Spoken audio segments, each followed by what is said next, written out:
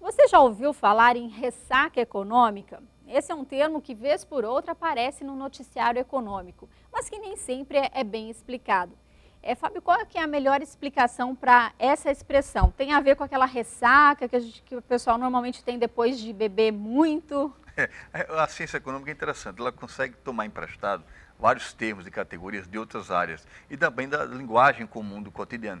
Ressaca todo mundo já sabe o que é, né? Depois de um boom, depois de uma grande festança, depois de uma comemoração, vem, né, o outro dia marcante, que é aquela dor de cabeça, aquela náusea, aquela situação incômoda.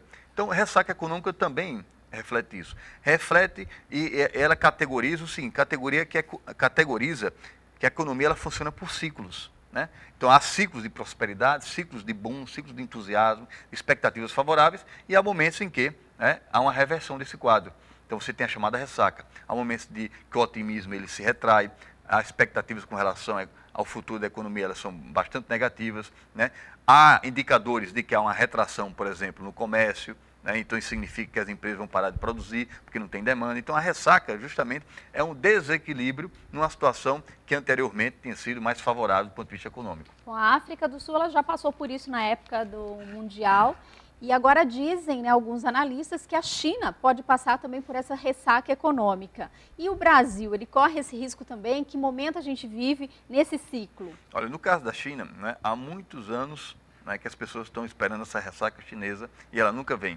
Me parece que o estômago chinês ele é bom para bebida, porque ressaca não está vindo ainda não. No caso brasileiro, é bom saber o seguinte: enquanto a China não tem ressaca, então a gente não vai ter dor de cabeça, porque na verdade nós estamos exportando muito para a China. A China está salvando o Brasil em termos de acesso ao mercado internacional e ter divisas estrangeiras para financiar as importações. Então a China tem um lado meio assim, digamos assim, dicotômico. Ao mesmo tempo que a gente comemora esse boom da China e as compras de nossos produtos, por outro lado também a gente tem preocupações porque a China está invadindo nosso mercado e está prejudicando nossa indústria. Então, quer queira ou não, a gente está sendo uma vela para a China, né, para o Deus China, e uma vela para o diabo China. Então está muito difícil essa relação comercial com a China.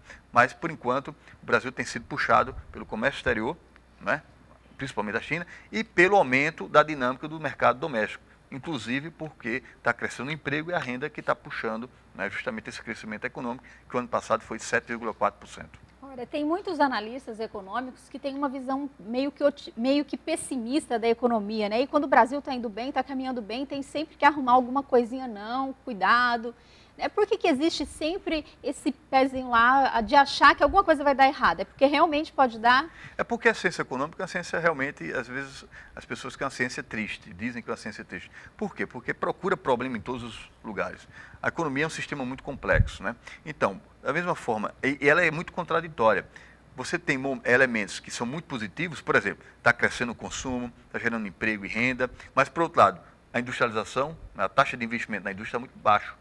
Está parado. Então, por exemplo, para você ter um crescimento a longo prazo mais sustentável, é preciso a indústria crescer, né? E outro fato, a indústria não está crescendo porque você está havendo uma invasão de produtos chineses no Brasil, né?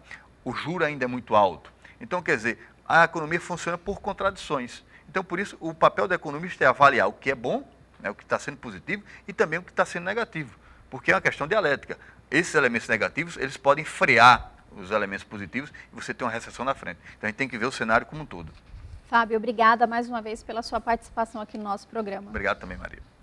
O programa de hoje fica por aqui. O Da Sua Conta volta na semana que vem com mais discussões sobre economia. Você pode mandar sugestões ou comentários pelo e-mail dasuacontatve@gmail.com. Eu espero você. Até lá.